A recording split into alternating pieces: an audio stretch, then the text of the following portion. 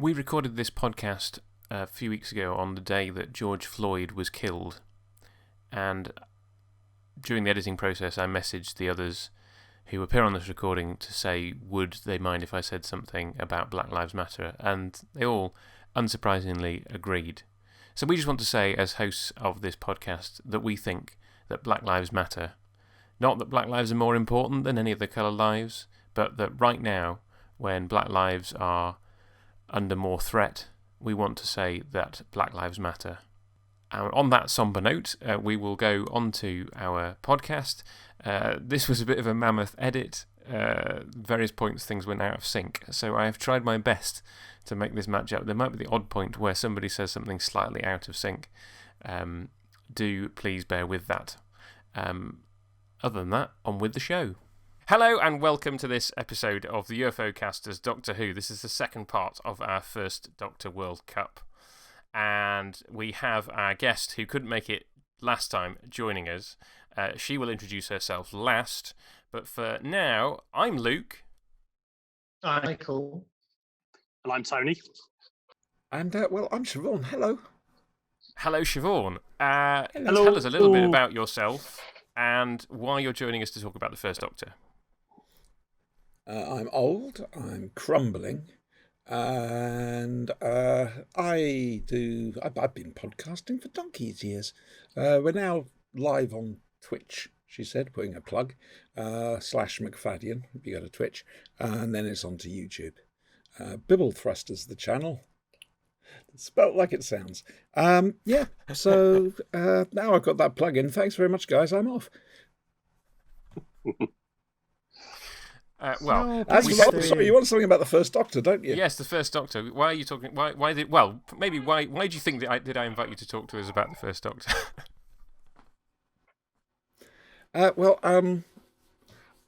sort of got a little bit of notoriety because apparently I do a very good William Hartnell impersonation. I don't hear it myself. I just hear me when I listen back to it. So I always think that other people are just basically being kind. It's very good. Thank you. It is very good. I might break it out later. Yes. Okay. No. That would be. I was going to say it wouldn't be a First Doctor thing with you without some impersonation. So we look forward to it. Okay, good. By the way, Luke, have you still got my golden knob knacker? I do still have your for me. I think you'll find it's my golden knob knacker. Yes. Those of you with long memories and who are listeners of the Staggering Stories podcast will remember that too many years ago than I care to remember, Siobhan and I had a showdown on a boat. And it sounds far grander than it was. I know. And I won that quiz. It was hard fought. It was very hard. And the prize, thanks to Dean Hill, was a fake Lego Amy Pond, sprayed gold and glued to a bit of marble, which sits on my shelf. But given that I'm currently lending my office to our lodger, I can't show it to you. Oh dear. Happy memories. Anyway, so before we dive into where we're at with the groups, because Siobhan has sent me her scores and things have changed slightly, we just had one thing to talk about, which we forgot to talk about last week, and that was that Doctor Who magazine have this slight idiosyncratic way of referring to the first three William Hartnell stories, in that they call An Unearthly Child 100,000 BC, they call the Daleks the mutants, though they tend to clarify that it's the Daleks to avoid confusion with the Pertwee story that was called the mutants, and then Edge of Destruction is inside the spaceship. And I certainly think that An Unearthly Child and Edge of Destruction would have done better in their poll had they been named as such. Because I think some people on Twitter would have seen those stories and gone 100,000 BC. I don't know that one. I'm not going to vote for that one. What do we think? Yeah, I think that's fair. Yeah, okay.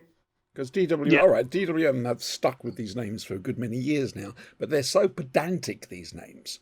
You know, it's a case of, look, we've gone back to the earliest possible production note history thingy, and it sort of says there, man with box, that's what we're going to call it. They are rather pedantic with it, and to most people, it's an unearthly child, the Daleks, and Edge of Destruction, isn't it? Yeah, my view is if the BBC changed the DVD covers to 100,000 BC, the mutants brackets, the Daleks close brackets, and inside the spaceship, then we can call them that. But as the DVDs are all called An Unearthly Child, the Daleks, and Edge of Destruction, it seems bizarrely pedantic of DWM to stick to their. The only argument that could even remotely go against that would be to break up An Unearthly Child, single first episode, and the other 3 parts of that DVD story into separate stories. Yeah. Yeah, so that would be it. Everything else, not a problem. Cool. Well, we've got that out of the way. And in our version of this competition, all 3 of those stories have made it through to the knockout stage. Hurrah! So let's just fill in listeners on what's changed. So groups A, C, E, and G, all the odd-numbered groups, have not changed. So Siobhan is largely in line with us, or hasn't swung anything enough. Group B, Dalek's master plan has overtaken the Aztecs. They were level on points, but we've gone with the rule that whichever story got the most 4s goes through top. So because Siobhan loves the Dalek's master plan, and you can talk about that when we get to the knockout stage, that's now going through top. And the story that I wasn't a big fan of last week, Siobhan has given 4, so Dalek Invasion of Earth now scrapes through in Group D at the expense of Keys and Marinus. And 10th Planet now tops Group F ahead of the Space Museum, and we have resolved who wins Group H, and that is the Romans, which Siobhan and Tony and I have all given 4 points to. I can see the scores. I'm ashamed, but it still got through. Before we move on to the knockout stage, Siobhan, just give us a little bit about the stories that you would have wanted to go through but didn't make it. So that is The Crusade, Planet of Giants, and The Three Doctors. Those are the 3 stories that you scored 3 points to that aren't making it through. So, because we're not going to get to talk about them again. The Crusade is Doctor Who's version of Shakespeare. You've got a wonderful king in Julian Glover. You've got Ian being knighted, being sent on a mission. And the dialogue is so rich. And am I right? You'll have to correct me. I'm sure some of it's in iambic pentameter. It's a lovely story. It's a shame we don't have the missing 2 parts, but what there is just lovely. I love that one. Planet of Giants. I like this one. 3-part works for it, and I just think the sheer skill of the scenery designers and builders to actually create that environment, the telephone, the sink, absolutely magnificent. So yeah, I do appreciate it. And as for the 3 Doctors, well, I've got to admit I wasn't really going to do anything with the multi-Doctor stories because I didn't think it would be right. You know, most people, 9 times out of 10, most people will say, well, the 3 Doctors is really a Pertwee story, the 5 Doctors, Davison, etc. But I love the 3 Doctors deeply. And I will admit, the War Machines had to top because it was Hartnell's, a pure Hartnell story. And the Ark's got the security kitchen. Galaxy 4... well, Galaxy 4 sort of exists-ish. But if I was going to do anything for one of the comeback, it would be the 3 Doctors. Just to salute the old man. Cool. Right. Thanks for that, Siobhan. So That was we horrifically now serious. move. Yeah, no, it's good stuff. So we move on to the knockout stage of the competition. So the first round of the last 16 pits the Mythmakers against the Aztecs. If we'd got through this last week when there were 3 of us, this would have been easy because odd number of people means you're always going to get a winner. Now that there's 4 of us, it might be that on some of these we have a draw and we'll have to somehow resolve those ties at the end of the round. So, I will go to Tony first. Which of these two would you put through to the next round, and why? This is a slight nightmare for me, in that it's an all historical and two very good stories that I like quite a lot. But I'm going to go for the Mythmakers, because maybe it's over familiarity with the Aztecs, but the Mythmakers is definitely the Hartnell story I would like to see recovered the most. I think it's a very funny story. Hartnell seems to be enjoying himself in it. There are many good performances from many actors, and I just want to see the Trojan horse properly. The Aztecs is great. I'm not knocking the Aztecs. I like the Aztecs quite a lot, but I have grown to like it slightly less over time. I like Hartnell in it. And I like the Coco and Barbara. And Barbara is astonishing in it.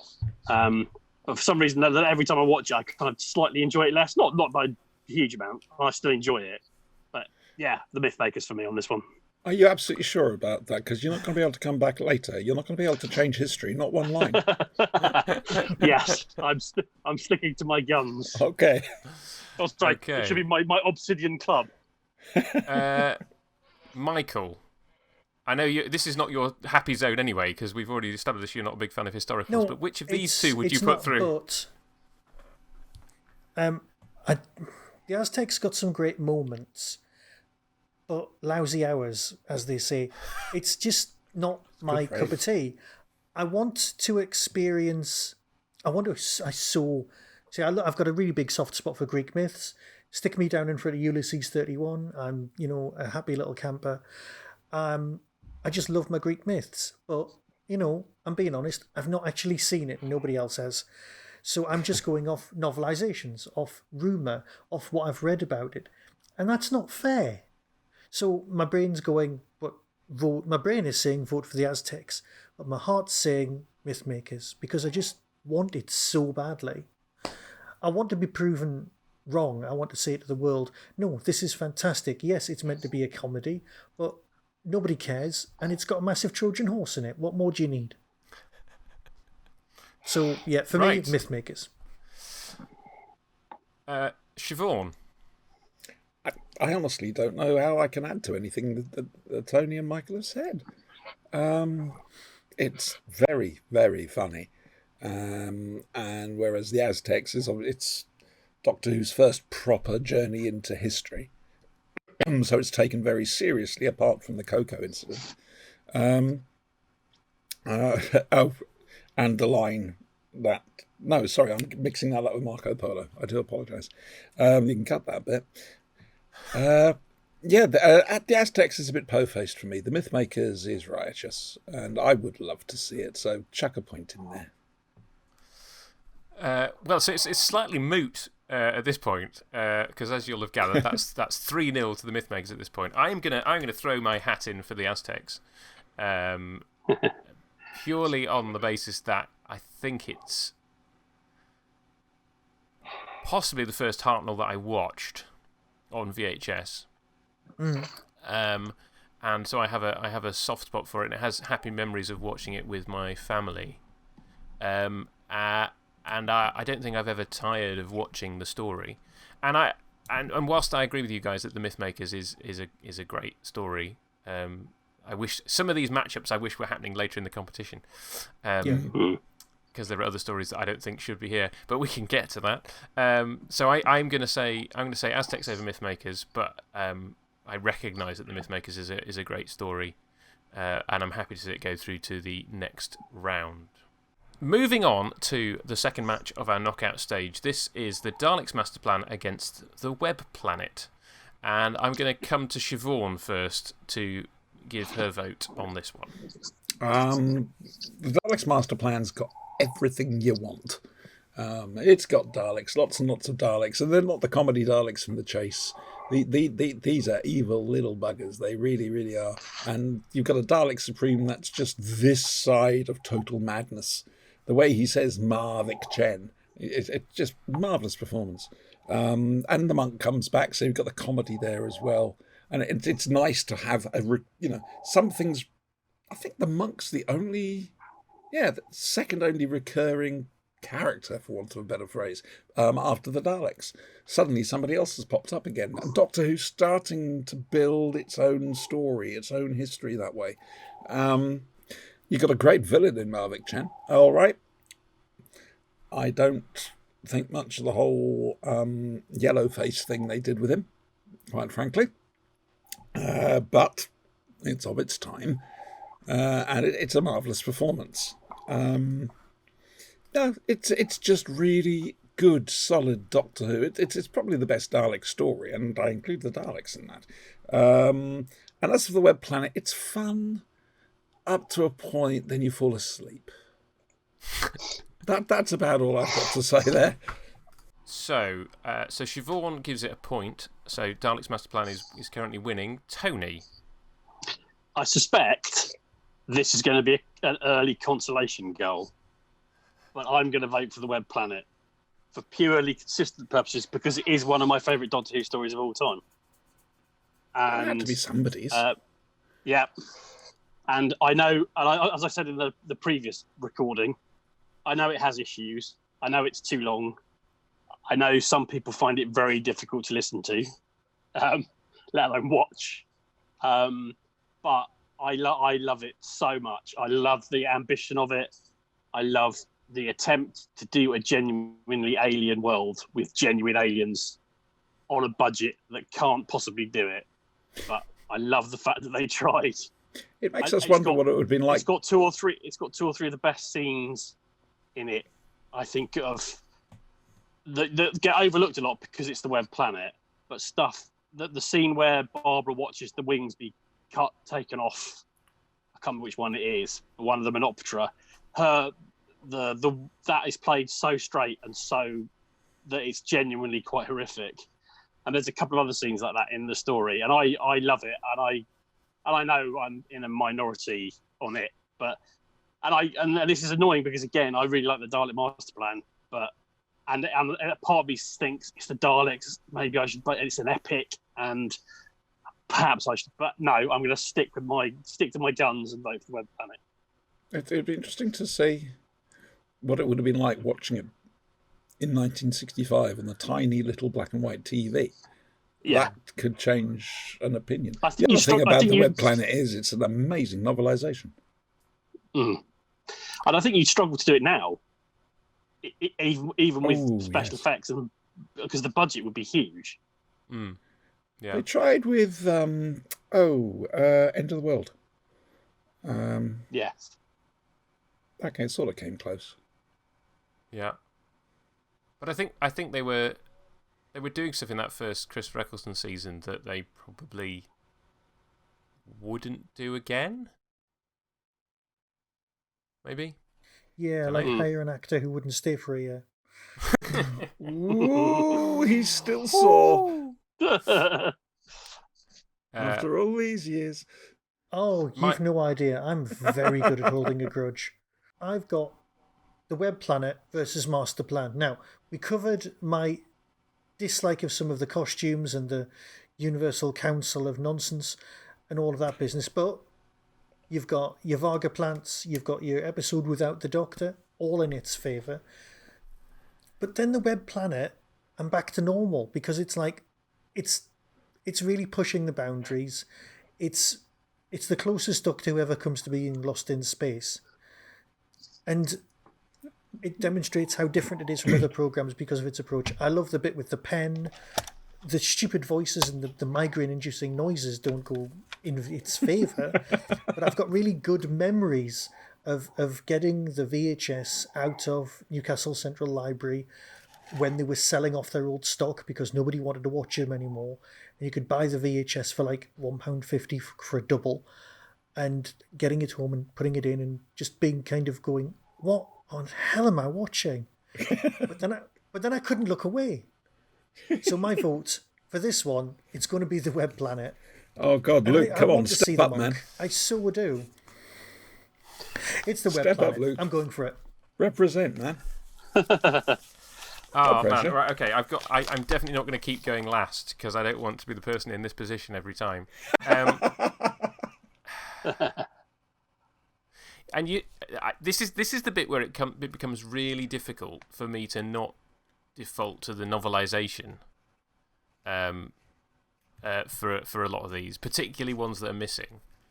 Like I have heard the soundtracks for all the missing stories, but I have probably read those stories more than I've listened to them. Is that an eligible criteria?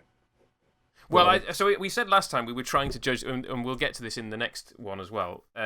We're trying to judge them purely on the TV version, which is difficult when Master Plan is. Well, when I first became a fan, it was a sixth there. It's now a quarter there. But I think I'm going to have to make this a tie, and we'll have to defer to the end of the round to resolve this. I think it has to be Master Plan, just because of the scope of it, that it's so many different things. Nicholas Courtney's brilliant in it. It's a shame he doesn't last as long. Jean Marsh is fantastic in it, and you're right, Siobhan. It has the monk returning, and I love the monk as a character, and it's a shame that they never brought him back again. Also, why is he still a monk? Why isn't he the meddler? But anyway, that's another thing. It's an ongoing thing with Big Finish audios. Well, yes. You know, so if everyone we're calls into him Big a monk, Finish, and he says, "You wear a habit one time." Yeah. And I admire the ambition of the Web Planet. But I think it's got to be Master Plan for me. Just I do have a slight solution. Ooh, thumb wrestling. Well, no, I was thinking Socially it's distanced. Luke's show. Ah, It's like he's the Len Goodman. no, I think what we'll say good is thinking. if Put it all on him. if I- there I- are, I- I think if there are, I was going to say, I think if there are more draws as we go, I mean, ideally, if there were 4 draws, then we could each tip the balance in one or the other. But I think we'll see what happens as we go through the round, and depending on how many draws we get at the end, depends on who gets to veto and put things through. But for now, we'll leave that one at 2-all and resolve it later. So, on to match number 3, and I'm going to kick this one off. This is An Unearthly Child against the Dalek Invasion of Earth. Now, those of you who listened to the first part will know that although I enjoy the Dalek Invasion of Earth as a story, the TV version of it is the third best version of it, in that it's tedious and not badly directed. It's overambitious for a TV studio and ends up being a bit dull, apart from the film stuff. I know Siobhan's going to come back at me on this one. And so An Unearthly Child is the thing that kicked it off. The first episode is magnificent, absolutely magnificent, one of the best episodes of Doctor Who ever. And the caveman stuff is nowhere near as rubbish as people make out. I really enjoy the whole story, not just that first episode. The sort of scheming political caveman machinations of Tsar and Cal. Fire will destroy us all. Yes, and the sort of fledgling relationships between the Doctor and his companions. It's just really, really nicely played in that first story. So for me, it has to be An Unearthly Child. Siobhan. I totally agree. But you scored right. Dalek Invasion of Earth a 4 in the group stage, so I was expecting you to come back at me on Dalek Invasion of Earth. The Dalek Invasion of Earth. It's responsible, just talking personally, it's responsible for sort of many burnt-in images from small childhood, like the Daleks in front of Westminster. Now, I didn't see that on telly. That was from a photo somewhere, very probably the 10th anniversary special, All Hail the Radio Times. Sorry, it feels like that when you say the 10th anniversary special. It's like the holy of holies. It's okay, but it does drag, and it is very overambitious. There's no two ways about it. An Unearthly Child is the most important story in Doctor Who. Actually, no. No, I don't think it is. I'm sorry, forgive me. I'm thinking out loud here. It's a very good story, and it's the perfect way to actually introduce the concepts to people. So much so that Russell T Davies went back and essentially did it again with Rose. You see everything through the companion's eye, or the prospective companion's eyes, and you learn about it as the companion does. That's great. The caveman stuff it's just played for real. It's played very seriously, and indeed there's stuff in it that there's no way in hell they'd allow on television nowadays. The fight scene especially. No, I love An Unearthly Child, and I will never. If it's put up against something like the Dalek Invasion of Earth, that'll always win. Okay, Michael. Well, it's because Unearthly Child is so important. It has to be that one. Yeah, Dalek Invasion of Earth. It's the second time you've seen the Daleks. But like you said, it's not the best version of the story. But if you forget that the other versions exist, it's still a cracking story. It's really well executed. It's one of those things that if you look too closely at it, you go, what? I mean, they had to create that whole stolen Earth thing in order to justify the Daleks mining in Bedfordshire in the first place. Because for, 40 odd years we'd gone, yeah, but why? Really? But why though? No. Yeah, why were you doing that? And it just made no sense. And they had to create a whole new backstory just to make it palatable. And on Unearthly Child, you just go, yeah, but that's because it's this first story. I'm not that bothered about the cavemen. Yes, I know there's the whole Hartnell tries to club someone with a, and then he goes, oh no, maybe I won't. And that's meant to be his like emotional awakening because the companions make him human. I get all that. But it's I'd query that. Story. I'd query that. Oh yeah, I'd say that was Edge of Destruction that happens in. A good tongue lashing from Barbara Wright. Well, let's leave that there then. And sorry. Is that a deleted scene? Yeah. So yeah, for me, Unearthly Child. It's got to be. But that's only because it's an extremely strong battle between the two. This could easily have been the final. Sorry, Michael. Okay. Well, it's a dead rubber now. But Tony, where is your vote going to go on this this round? An Unearthly Child. Well, it's warped make it a 4-0 thrashing. It's warped it. There are some good things about the Dalek Invasion of Earth. The London scenes in particular, the sort of bleakness of it, tonally, until the end when sort of hope wins over. But An Unearthly Child, the first episode, is one of the greatest pieces of television ever made. Yeah. And I really like the 3 caveman episodes that follow. I think they're much, as you say, I think they're much better than everybody gives them credit for. Mm-hmm. All the performances are great in it because everybody plays it straight. They don't act like they're in some low-rent TV series. They act like they're playing Macbeth. And I think it works because of that. So, yeah, easily The Unearthly Child. Okay, right. Well, that was easy. Moving swiftly on to match number 4, which pits the following 2 stories from An Unearthly Child against each other. So this is The Edge of Destruction against the Daleks. Tony, we'll come to you first. I'm gonna have to go for the Daleks. For similar reasons to An Unearthly Child. It's the introduction of the Daleks. It's very well acted by everybody concerned. It's at the point in the series as well where you don't know if everybody's going to make it. So there is a genuine sense of threat when everybody gets sick from radiation sickness, that they might actually kill off 1 or 2 of them because you don't know at that point that that's not what they're going to do. The Daleks look amazing. The city design is superb. Yeah, it's a bit long, but as I say, a lot of 60 stories are too long by modern standards. But and I say that because I really like the Edge of Destruction. I think and I'm a big fan of sort of quirkier, more interesting stories. But I think you have to go to the Daleks on this one. Okay, Michael. When we see Daleks over Edge of Destruction, Edge of Destruction 2 episodes, Daleks has got that. Well, it's the Daleks. There you go. That's your answer.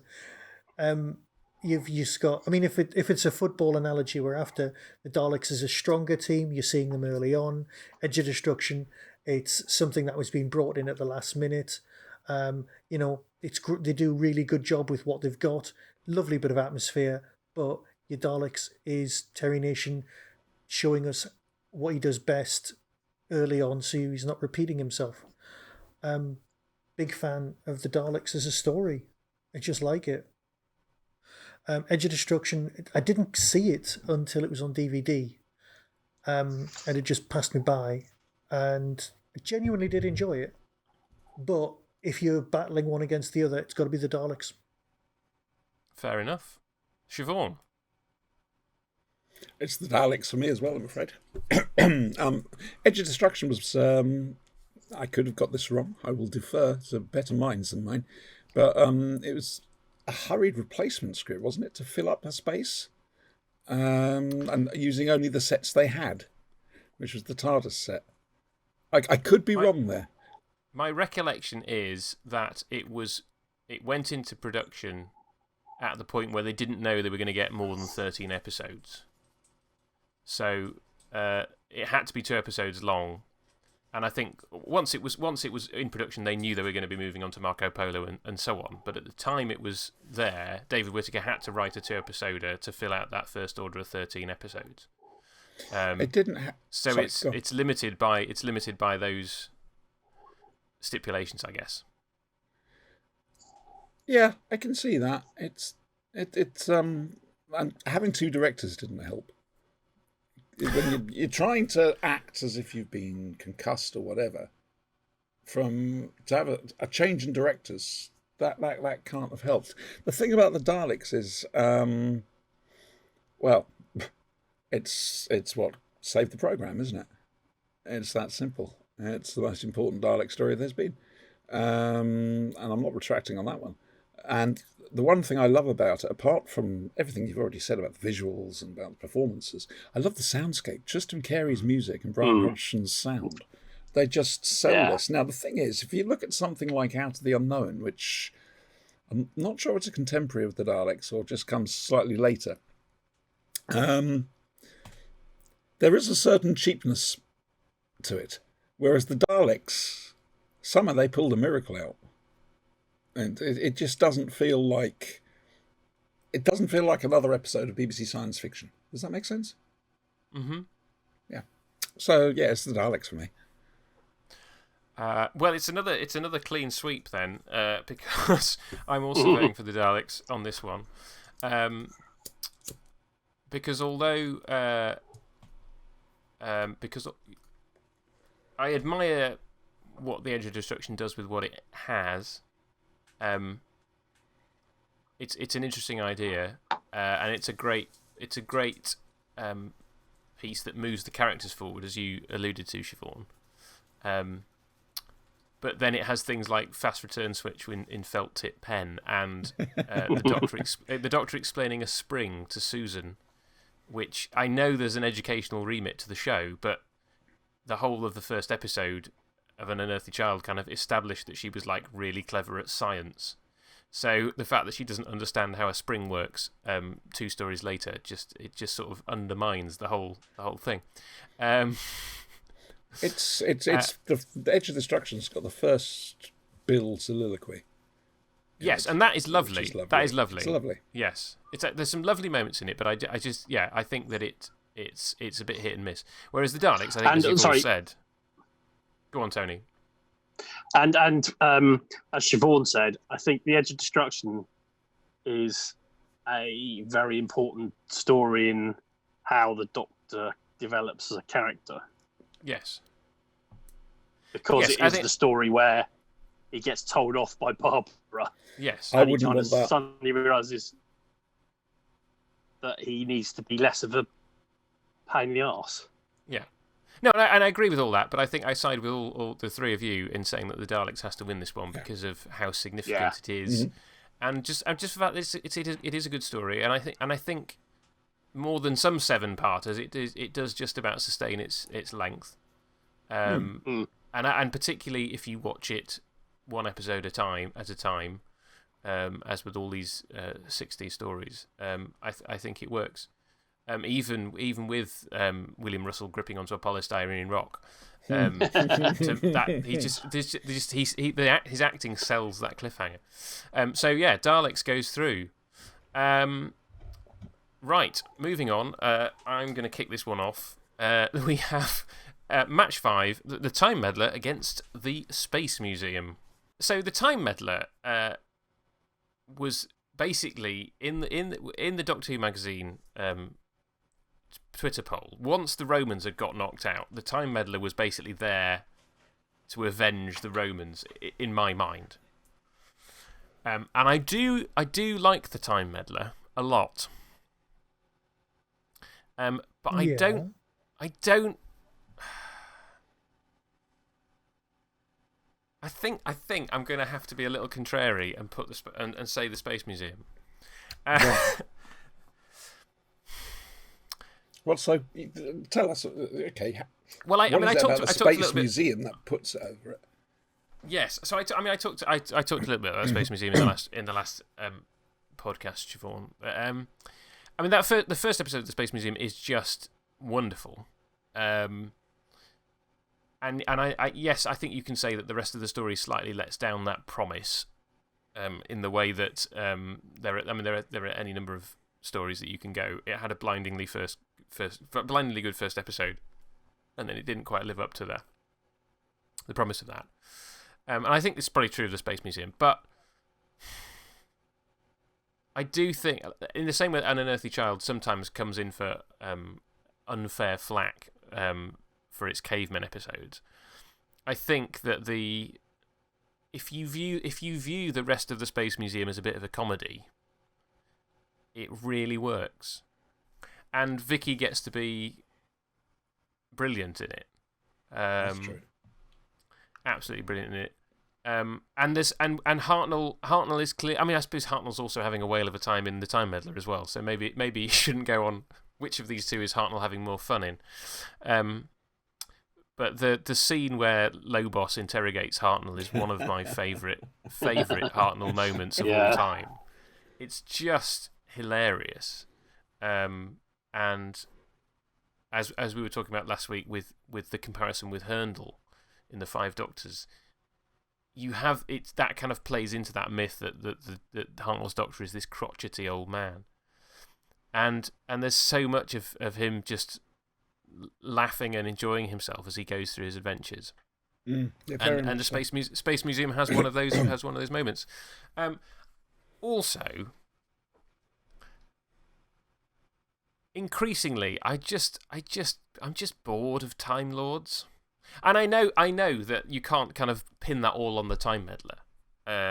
It's the War Games onwards that you kind of have all this kind of backstory and lore that gets loaded onto the show.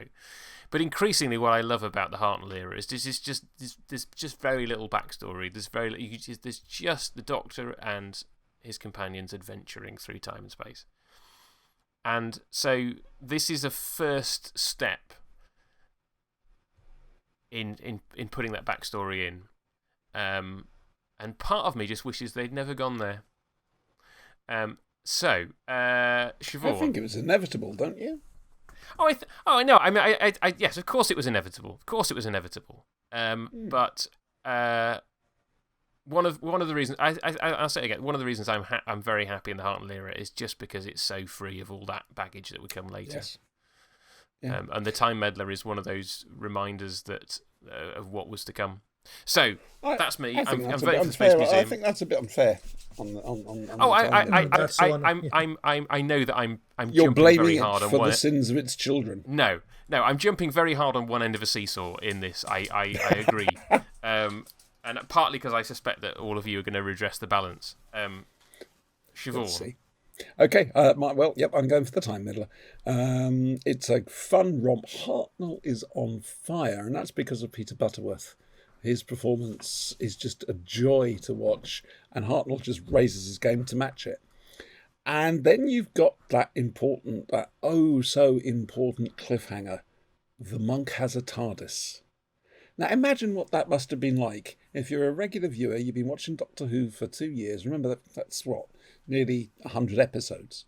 And suddenly this happens. That must have been mind-blowing for people. So for me, it is the Time Meddler over the Space Museum. The Space Museum, yes, episode 1 is amazing. But the rest of it does end up just being a silly runaround, I'm afraid. So Time Meddler for me. That's fair. That's fair. Tony? Time Meddler. For many of the reasons Siobhan's already outlined. Also, but yeah, Hartnell seems having a ball, and it features two of the best Hartnell, like sort of one. Well, one of them isn't really a one-liner. One of them is and there's a panda. Okay.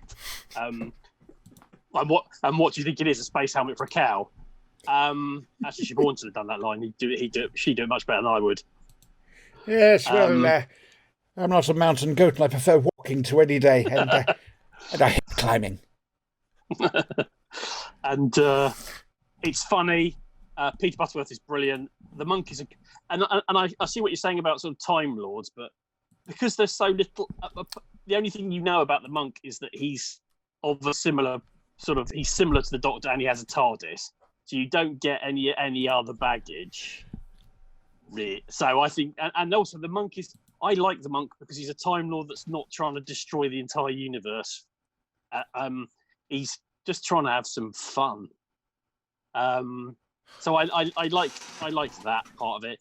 The Space Museum, the first episode, as we all know, is brilliant. It's very timey-wimey, to use a more up-to-date modern phrase. The 3 other episodes are fine, but I just don't think it's as good across the 4 episodes as the Time Meddler. Sorry, Luke. Also, as you said, Vicky's great in the Space Museum. She's probably the best thing in the Space Museum, but she's also brilliant in the Time Meddler. Right, Michael, are you going to go for the crowd, or are you going to make this a draw? Well, in the interests of building suspense, no, I can't be bothered. It's going to be... Right, I'm going to end up saying the Time Meddler, but I do need to say that Space Museum's got a lot going for it. Genuinely has. Like you said, the timey-wimey stuff, but I like the Time Meddler for exactly the reasons that you said you didn't. Because when I was a kid, I was just there going, more Time Lord nonsense, just need more people with collars, need to find out more about the past. Where the background, I'm a complete background junkie. When it comes to monsters, the first thing that pops into my head is how to defeat them. I just want to know everything about somebody's past. Only in fiction, I couldn't care less about real life. But in fiction, I want to know everything about someone's, their motivation. You must have loved Lance Parkin's The History. Yeah.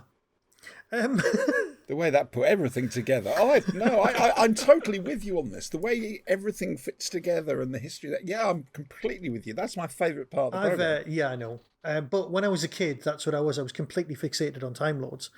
And that's what I wanted to know. And then I saw the Time Meddler. And, best of all, and this has nothing to do with anybody else here, it's a story set in Northumberland. And you don't get that in Doctor Who, right? That's true.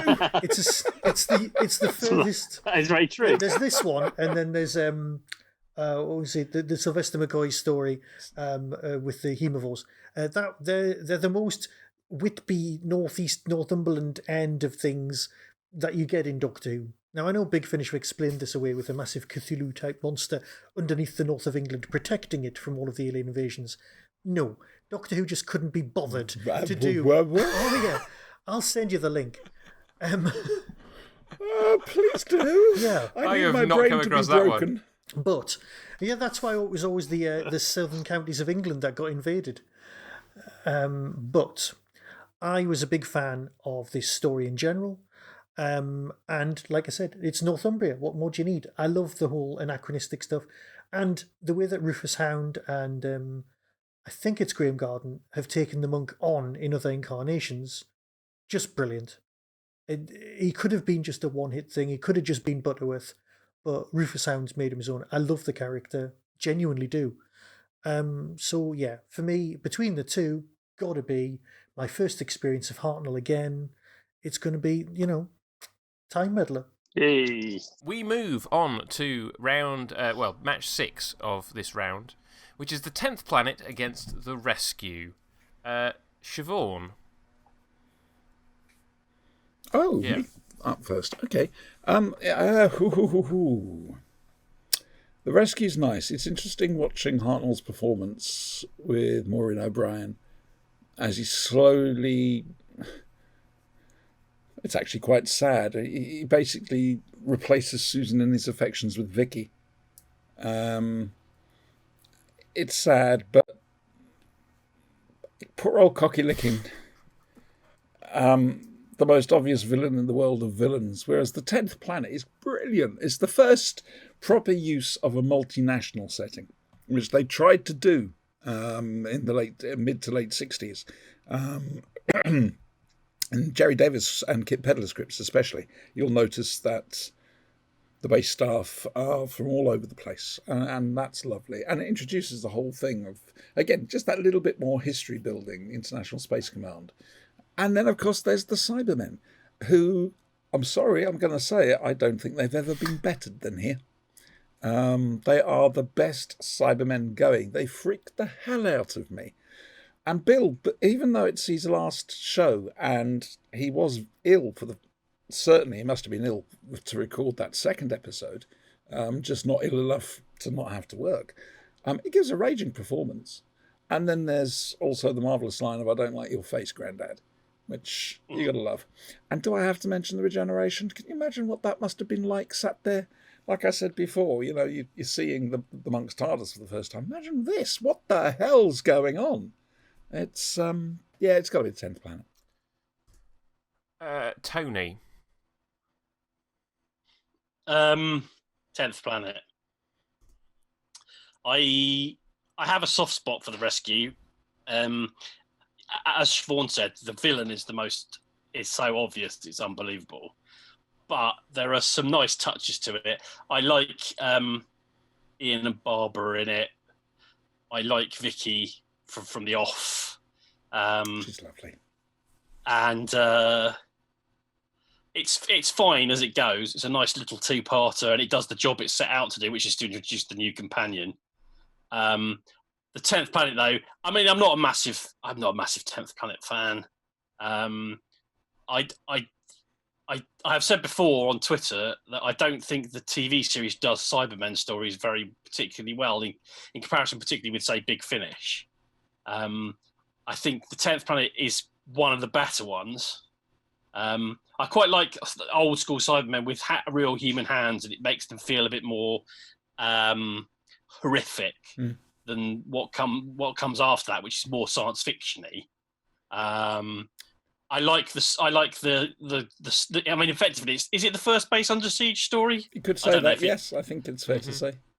And I like the multinational aspect of it, although there isn't a terrible Italian accent in it. Yes.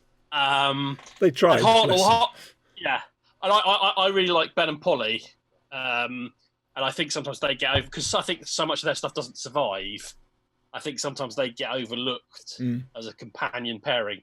But yeah, so I think it'll have to be the 10th planet. I'm not massively like, oh wow, great 10th planet, but it's, of the two, it gets my vote. Okay.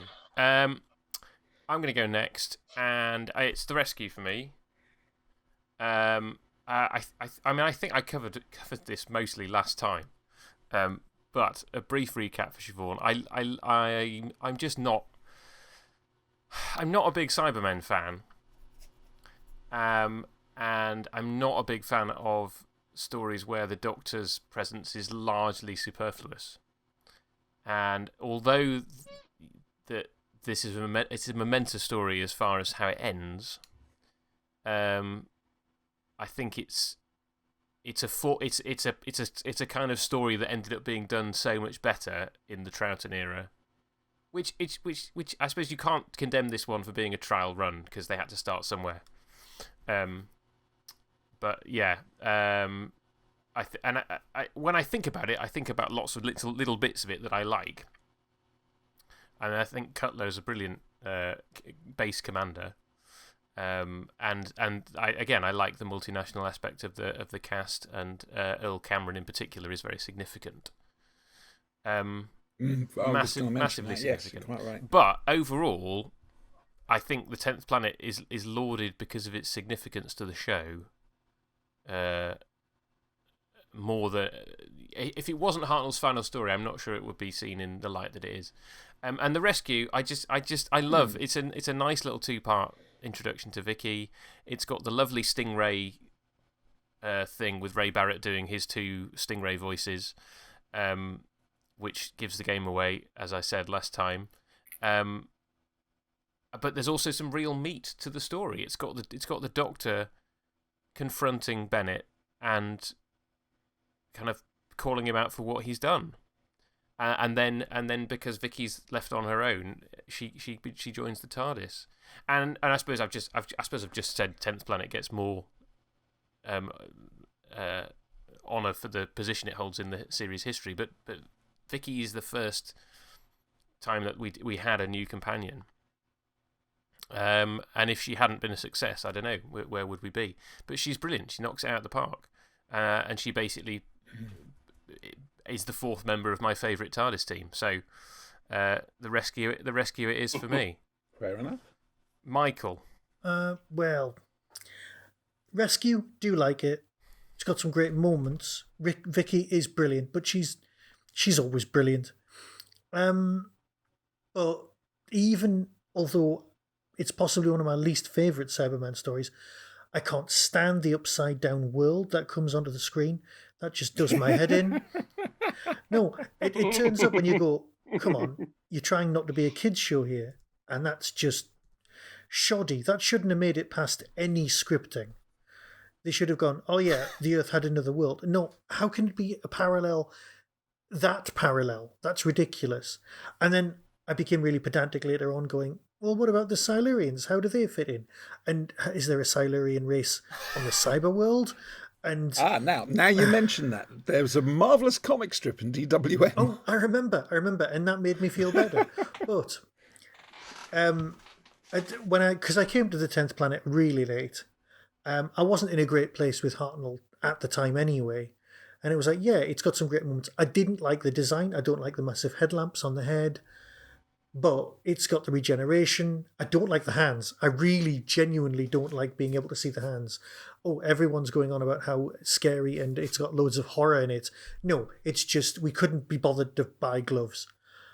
And no, I would disagree. The actual description of the Cybermen was that the hands were supposed to be to give more of that, more of the body horror. Okay. I know we did when I was in university, we did a massive module on body horror and the way that it evolved throughout time and the way that different current horror aspects were played out, and everyone was into organ transplantation and all of that business. It just didn't really do it for me, but it is the 10th Planet. I'm going to have to go with it because it's the Cybermen. I love what comes later. It's regeneration, and it's Hartnell's swan song. So between the two, I'm going to have to go with 10th Planet. But it was pretty close. It was much closer than I thought it was going to be. Can I just say, I honestly think, contentious point here, I honestly think the 60s Cybermen haven't been bettered because they were silent killers. Nowadays, they're just stomping around all over the place. Yeah, there is a lot of stomping. Yeah. Well, it's a win for the 10th Planet, so we'll see how it does in future rounds. So we have two more matches in this first knockout stage. Hopefully it will move faster once we get to the next rounds. So match number 7, the War Machines against the Gunfighters. Oh dear. This is hard. It is. This is hard. Yeah. This is hard. This is hard. I'm going to give you guys a little bit of time to think by going first.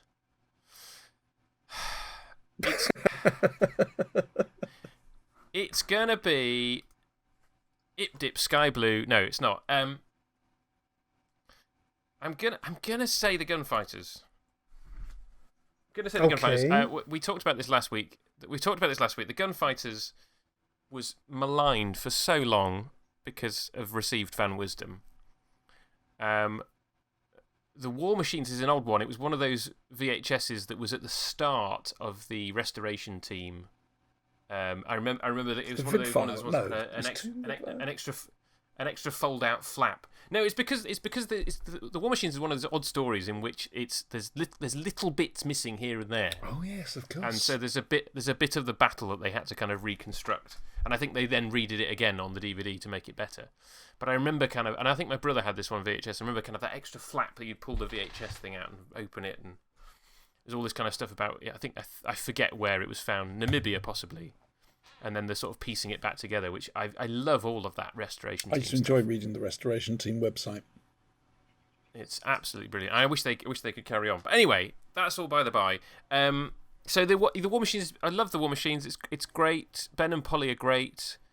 Poor Dodo. Oh, poor Dodo. And I do. Alas, poor Dodo. I suppose to some extent I do enjoy Hartnell basically doing what future Doctors would do, which is the sort of turning up on contemporary Earth and then owning the place, which feels very different from how he acts a lot of the time. And again, it's obviously this is a sort of proto-unit. This is a template for what would come later. And it's the first of 3 stories set on the same day, with Faceless Ones and Evil of the Daleks. So I like all that timey-wiminess of it and all that kind of stuff. But I think just because the Gunfighters has been so maligned over the years, and because it's just so fun, whilst being quite violent, and again, Hartnell's having a whale of a time. Mr. Werp, people keep giving me guns, all this kind of stuff. Previous round we talked about the rescue being Stingray in Doctor Who. Well, obviously this is Thunderbirds in Doctor Who. Rimmer. With Shane Rimmer and David Graham. Just absolutely lovely performances from them, and it's another of those sort of comedy historicals that sort of treads that line and ends up being really entertaining. And I don't care that the American accents are terrible. So it's the Gunfighters for me. Michael. I want to say the Gunfighters because, like you said, you know when they found the 2 Hartnells, the 2 Troughton stories, and then they brought them out, and the Enemy of the World was the one that surprised everyone. It almost feels like they've found the Gunfighters recently, and everyone's gone, actually, it's a load better than you think. And it is. And you sort of go, oh yeah, it's got painted backdrops, but it's good. It's actually historical that I've got a lot of time for, which, for me, that's quite a thing. And yeah, the War Machines is great. Absolutely loved the recent Torchwood Big Finish version where they brought them back, which was just great. War Machines versus Yvonne Hartman, they didn't stand a chance. So I've got a very soft spot for War Machines as well. But, you know, you can only pile up so many massive piles of cardboard boxes for them to trundle through. So, and this is weird for me, I'm going to go with a historical, I'm going to go with the Gunfighters. Before we go to Tony and Siobhan, I will just add that I'm slightly biased with the Gunfighters because it's the one historical story where I am loosely related to one of the characters in it. Come on then, spill the beans. Fair enough. Well, so my uncle's wife's maiden name was Holiday. Oh, right. And she was from Arizona. So, and it turns out they only found out in the last few years that they were descended from Doc Holliday's brother. That's pretty cool. So by marriage, I am related to Doc Holliday. Who am I going to let have the decider on this one? Well, it depends on who's going to go for what. Siobhan, War Machines or Gunfighters? Okay. This is nasty. This is cruelty to elderly women. This is, dear God.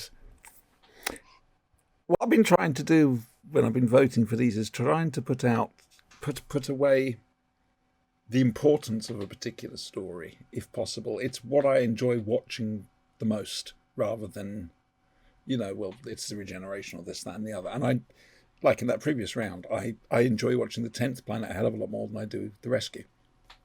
Though I concede it's the good points you've made. This one is tricky.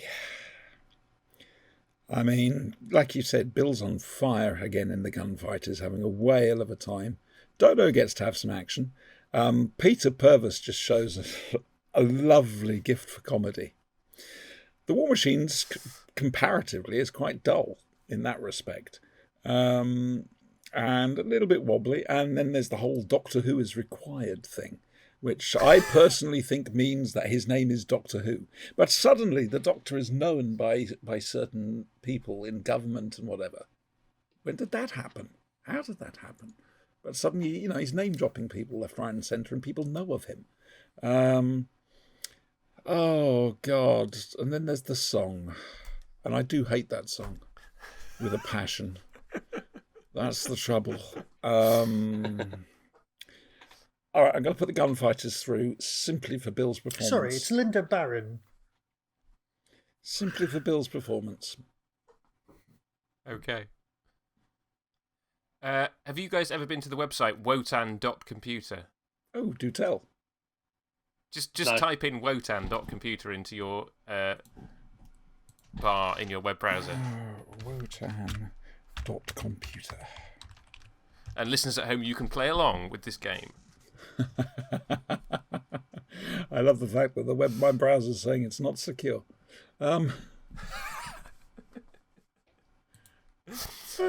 That's cute. I like that. Won't spoil that surprise for those of you at home. Well, so Tony, again, it's a dead rubber, this one. Gunfighters is winning 3-0 at this point. Are we going to get a full sweep? I was slightly surprised. I was surprised. It's going to be a full sweep because the Gunfighters is one of my favourite stories of all time. I have done, for reasons that one day will, I hope, become clear, a lot of research on the historical side of the gunfight at the OK Corral, and also done a lot of research into why the gunfight is why it is, particularly why the song is there, because I know everybody hates it. It's fun to start with, but eventually the song is there though because the Gunfighters is it's the Doctor Who story, but it's also a parody of film and TV westerns. And if you ever watch the 1957 The Gunfight at OK Corral, that film has a song all the way through it that does the same thing as the song in The Gunfighters does, which is it commentates on the action as it's not quite as it's not as frequent as the Gunfighters song in the Doctor Who story, but it's there as a commentary on it's the theme tune and it's a commentary on throughout the film. Donald Cotton seems to be either underrated or an unsung hero. Yeah, I mean, I think I can't remember exactly everything he's read, but mostly Don Cotton stuff I like a lot. His target books are mad, and he knows how to do the. And he knows how to do the balance. I mean, the Gunfighters does take a dark turn when what's his name? Johnny Ringo Brain's gone dead. Rides into town. When Johnny Ringo turns up. Yeah, who wasn't actually there in the original gunfight at the OK Corral, although he is linked to it. But I won't go into that. So yeah, it's got to be the Gunfighters. I mean, I love it. I think the War Machine is brilliant. It's the first is it the first time they dropped the Doctor into contemporary? Well, unless you and it kind of fits in. Or Planet of Giants. Planet of Giants, For the irony of Planet of Giants is that it's contemporary Earth. But yes. But yeah, so and it's got a lot of good qualities in it. Ben and Polly are brilliant from the off, I think. Even though they have very odd characters to the way that they're introduced. But it's basically whoever's making Doctor Who at that period going, you should maybe take a look at what's going on in the real world. And Michael Caine's a big thing. Let's get a Cockney young geezer in. there's lots of attractive young. Let's get Polly. Do you know what I mean?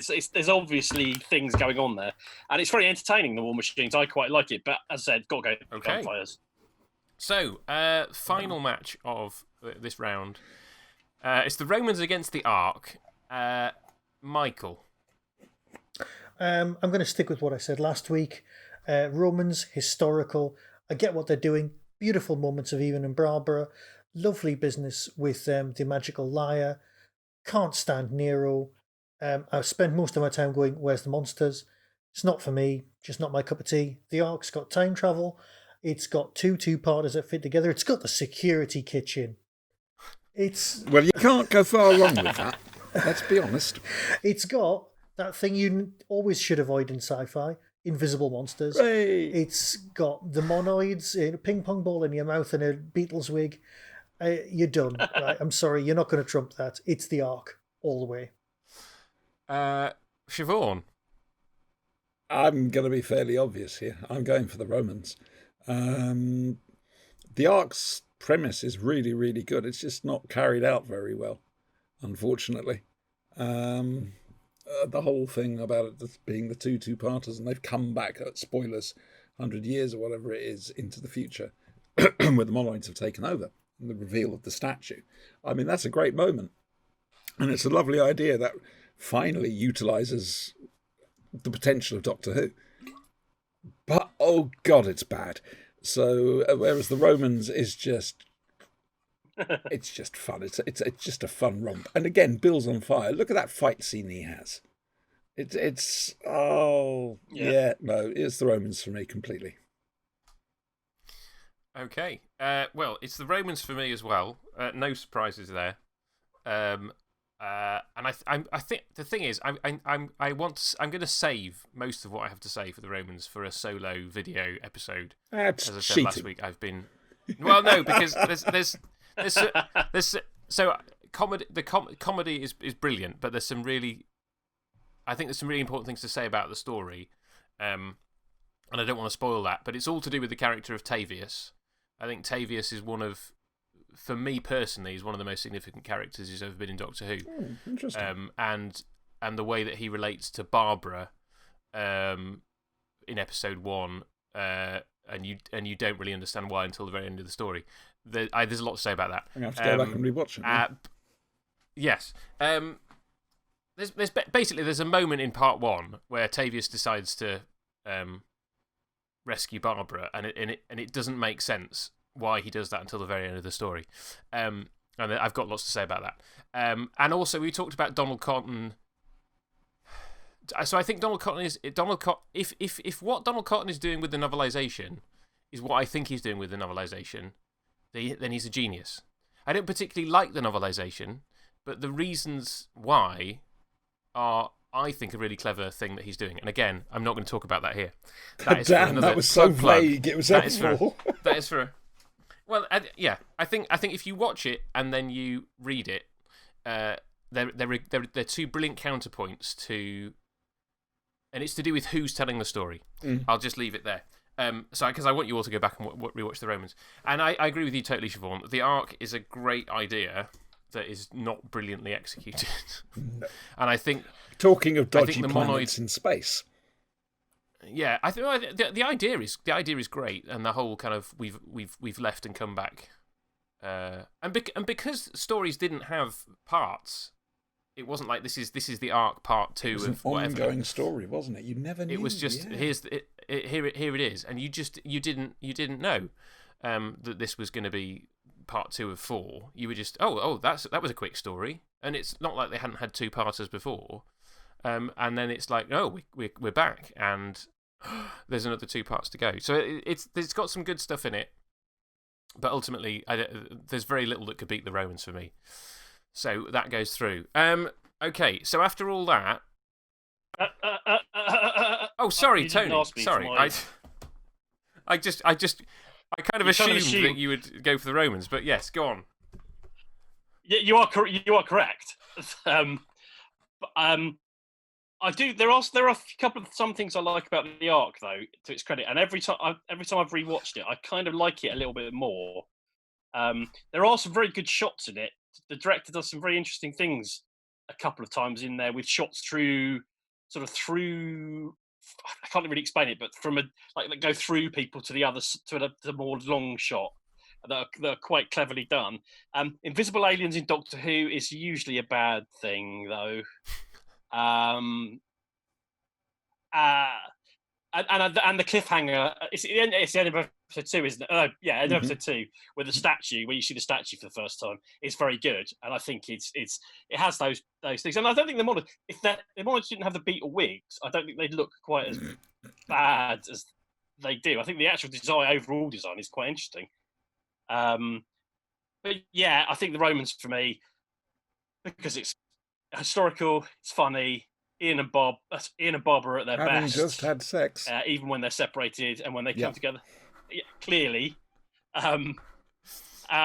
Vicky is brilliant in it. Hartnell is having a whale of a time and gets to the one thing that often gets overlooked with Hartnell. I think we talked about it a bit when we talked about the Five Doctors and Herndl, is how brilliant he is, how brilliant his comic timing is. And he doesn't get to show it that often in Doctor Who, but in the Romans, it's his most perfect. I think. Talking to say that's it. I'm gonna have to go back and rewatch it again. Yeah, got to find it now. Yeah, but yeah, I think it's one of Hartnell's best performances in the part. That story, not necessarily the best, but one of them. So yeah, clearly the Romans. Which leaves Dalek's Master Plan on the Web Planet is the only draw that we have had. So I don't think it's fair to resolve this any other way than a coin toss. Best of 3. Who wants to call this? If it'll help, I'll take the hit. Go with the Dalek's Master Plan. Yeah? Okay. Yep. In extra time, Michael comes on as a substitute and Dalek's Master Plan scores an extra goal. Into the quarterfinals, we have the Mythmakers against An Unearthly Child, the Dalek's Master Plan against the Daleks, the Time Meddler against the Gunfighters, and the 10th Planet against the Romans. So back to quarterfinal A. Michael, Mythmakers against An Unearthly Child. Unearthly Child, gotta be. Okay. Tony? Mythmakers. Oh. Siobhan? An Unearthly Child, for reasons stated. However, I reserve the right to change my score if the Mythmakers ever gets discovered. Okay. Right. Well, so I'm gonna say An Unearthly Child as well, but I think I would echo Siobhan because I would be massively intrigued to see the Mythmakers if it turned up. But that could quite easily have been the final. Yeah, yes, I mean I think several of these could have been the final, and I think they both represent different. As we said, An Unearthly Child is playing it straight. Whereas the Mythmakers is taking the mick, which and they both work. I can imagine them both existing, and then being, what mood am I in for what sort of Doctor Who do I want to watch? Yes, very much. That's true. That's true. Right. So it's an all Dalek quarterfinal. Hey! Oh god, this is going to be hard. Yes. So the chase didn't make it out of its group. Surprise. Dalek Invasion of Earth fell by the wayside in the last 16. These are the 2 Dalek stories left, and they have met in the quarterfinals. Siobhan, Dalek's Master Plan or the Daleks? I hate you, Luke Harrison. I really do. It's not my fault. It's not my fault. It's the way the great tournament was set up Tristan by Doctor Who Carey magazine. scores. Oh, what do I enjoy the most? What do I enjoy the most? I love the Daleks, but for sheer fun and sheer frolics, I'm going to say Daleks Master Plan. Ooh, okay. That was Tony. hard. That really was hard. Daleks Master Plan. Ooh. I'm going to go for the Daleks. But again, I think You see, I'm not going to make this easier either. I'm going for Daleks as well. Oh, back It's a to the Dalek magic draw. queen of doom. back to the magic. Well, possibly. I think just simply again, I think if the Daleks master plan if more of the Daleks master plan existed, it might go up in my estimation. I mean, in fact, it almost certainly would go up in my estimation. I mean, just the episodes you've got show Douglas Douglas Camfield's they're both saying the same thing. Sorry, I shouldn't have interrupted. I'm Yes. really bad like that. No, it's fine. Like, he was one of the best directors that Doctor Who ever had. That beautiful scene where you've basically got the sun and it just crossfades over into the light shining off the Dalek dome. It's beautiful. Yeah. And look at the skin of the Dalek operators going through a tiny little gap door. Yes. There's some great stuff in it, but I think ultimately it has to be the Daleks for me, and we're going to have to duke that out somehow to provide a winner. Coin toss of doom. Quarterfinal C, the Time Meddler against the Gunfighters. Siobhan. Oh, well, you started with me last time, didn't you? I don't know. Maybe Just go with your emotions. Go with my emotions. Okay. Trust your No, feelings, you're right. You're right. I did go with you last time. Tony, Time Meddler or the Gunfighters? Gunfighters. Ooh. Right. I think I'm going to lose, but Gunfighters. Michael. Time Meddler. No more words, just Time Meddler. Done. Boom. Siobhan. Gunfighters. And I can't believe I said that. I honestly can't believe I said that. That was another impossible one.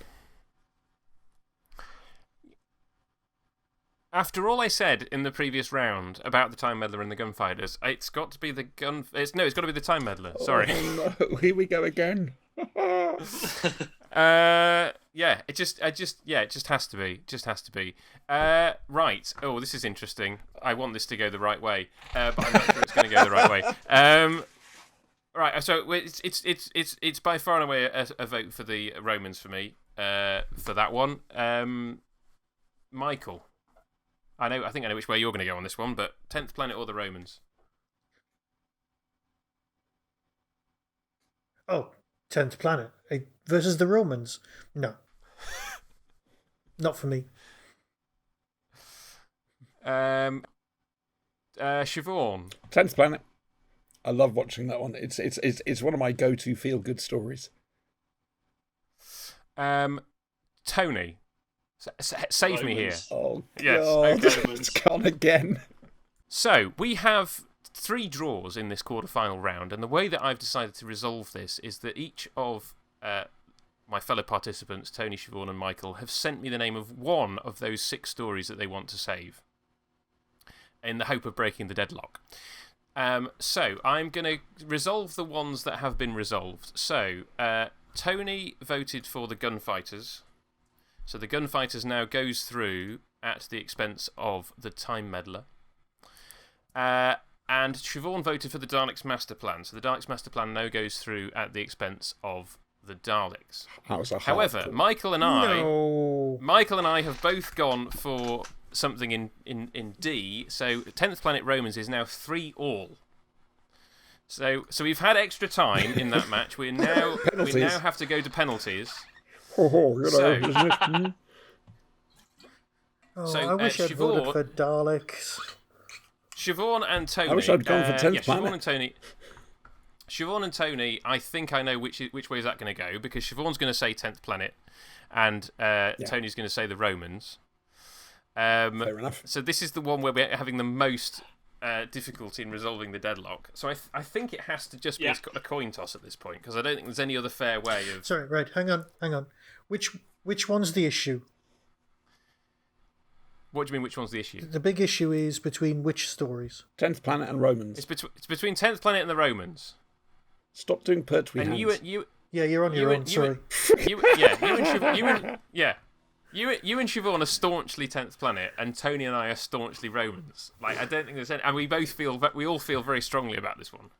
So I don't think there's any other way to resolve it other than tossing a coin. To be fair, right. All right. Everybody has argued across the board, except me, for how great the Romans is. What did the Romans ever do for me?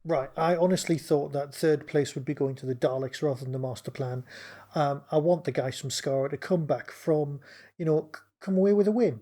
So I'd like them to leave in third place.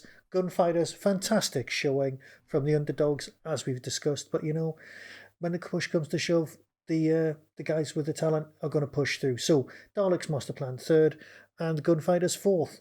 Great showing for both teams. So. Fantastic. Tony. I think you know what my answer's going to be to this one. It's the Gunfighters, right? It is. It is. I'm sticking to my guns. Sticking to your guns. Siobhan. Well, yeah. Now you see, if Marvick Chen sang, this would be a very different result. However, he doesn't, so I'm voting for the Daleks Master Plan. Right. Okay. I'm expecting to lose 3-1 again on this one. I'm not so certain. This is hard. This is hard. But I think to save another draw, I am going to go with I am going to go with Daleks Master Plan. But I think that is slightly a case of head over heart. But I do think that overall I'm slightly more down on Daleks Master Plan than it deserves because it's partly missing. So I think I'm going to give it the benefit of the doubt and say Daleks Master Plan wins and comes third. Yay! And then we're going to go straight into the final. I think it's no surprise to anybody that this is very easy for me because of these two stories. It is by far and away An Unearthly Child that gets my vote. Not a problem at all. I think it's amazing that we've ended up with the first and the last story together here in the final. So I'm going to hand over to Siobhan. Oh, there's me going on about comfort viewing. I'm with you, Luke. An Unearthly Child. There's a lot to it. More than 10th Planet. And like you say, Hartnell's missing for the third part, plus the fourth part is missing. So it's got to be An Unearthly Child. Okay. Michael. Between those two, it's going to be The Unearthly Child. Like I said earlier, it could easily have been Mythmakers versus the Aztecs in the final. And the crowd goes wild. Woo! Tony. I'm almost tempted to vote for the 10th Planet just to make sure it doesn't lose 4-0. But I don't think either of these two are the best William Hartnell stories, but I'll go for An Unearthly Child out of the two. Sorry, this has been democratically arranged. You thought it was all over? It is now. Yes. Well, okay, so that's a thrashing. That was...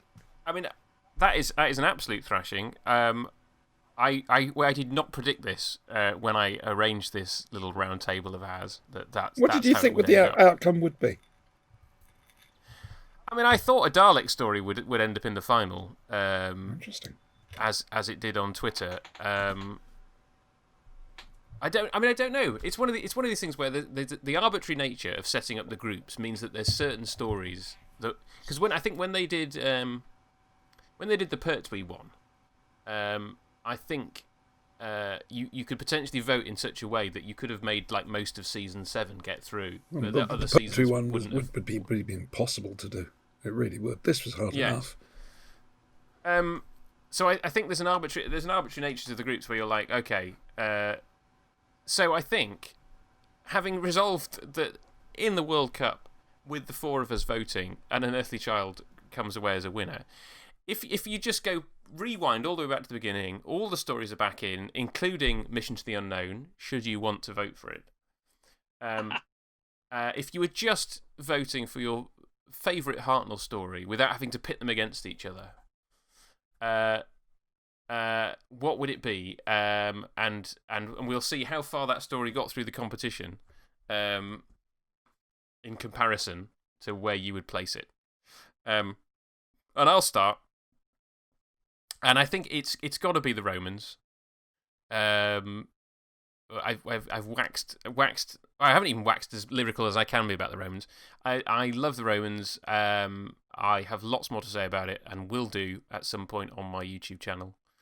And it's a great performance for Hartnell. It's my favourite TARDIS team. Ian and Barbara are delightful in it. Everybody gets stuff to do. The comedy and the horror wonderfully balanced, and it's a shame that it didn't make it through the quarterfinal due to the trenchant support for the 10th Planet. But that would be the one I would have wanted to go all the way if it was just up to me. Tony.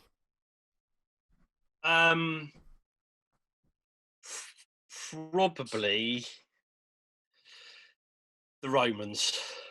I gave the gunfighters my support all the way through because it was never pitched against the Romans. But yeah, it would be a historical, undoubtedly. So I would probably go for the Romans. With the Romans or the gunfighters, I'm going to pick two because I love them both equally, pretty much.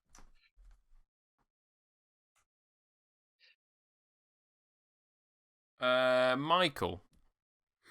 For me, probably the one I would, you sat there, you're going, what shall I watch? You're looking at them all on the shelf. I'd say the Time Meddler. I'd come back and watch that time and time again. It's just nice. Siobhan, I'll let you have the last word. Yes. Purely for comfort, it would have. It's comfort viewing for me. There are better stories. I mean, there are. I voted for one. But for sheer comfort viewing, like I would go for the Claws of Axos in the Pertwee thing, just for the comfort, the coziness of it. I'm going to say the 10th Planet again. Fair enough. So your top choice came closest to winning the whole thing, Siobhan. So style will out. There we have it. Style will out. Well, thank you so much for indulging me over these 2 episodes. Thank you. As we record this, the first episode hasn't quite come out yet. It's coming out this week, and this one we're recording now will follow it in a week's time. It's been a pleasure for you to join us on the UFOcast does Doctor Who. And as we say goodbye, where can we find you, Siobhan? Right, either www.youtube.com/Bibble Thruster, Thruster, or we do a live show. In fact, we do several live shows. Wednesday nights we're doing live in-vision commentaries on either films or Doctor Who stories. We're doing Daleks Invasion of Earth. Well, it'll be come and gone by the time this is out. Saturday nights we've got a role-playing game, which is streamed live on Twitch. Sunday night, The Flashing Blade is live on Twitch, and then it's ported over to YouTube, and that can be found at twitch.tv/MacFaddian. Fantastic. Michael, where can we find you? You can find me on Twitter at Tin Dog Podcast, or just type in Tin Dog and Podcast into any search engine and I'll be there because I've been around forever. And you can also find the things I've written on Amazon. Michael Gilroy Sinclair. I'm the only Gilroy Sinclair in the world, so there you go. Easy to find. Fantastic. There's a challenge. Tony, where can we find you? Either on Twitter as @Lockster71. That's Lockster LOKSTER 71. Or my Doctor Who blog is patientcenurion.blogspot.com. I like that. Cool. And if you're listening to well, actually, no, I think Michael's going to put this out on his feed, but if you're listening to this or watching this, obviously not watching it, if you're listening to this on YouTube or on the podcast, you know where to find me. You can also find me at Luke Overthinks on Twitter and Instagram, where there's mostly more Doctor Who nonsense. Feel free to comment, but don't abuse us for it. Yes, and this is a bit of fun. Your opinions, yes, it's a bit of fun, but I'd love to hear your opinions on where we went wrong or where we went right. Comment down below or on Twitter or whatever. The fact that 10th Planet made the final is going to upset people. It upsets me. But anyway, we need to wrap this up. So it's goodbye from me. It's goodbye from me. Goodbye from me, Be seeing you. And goodbye from me.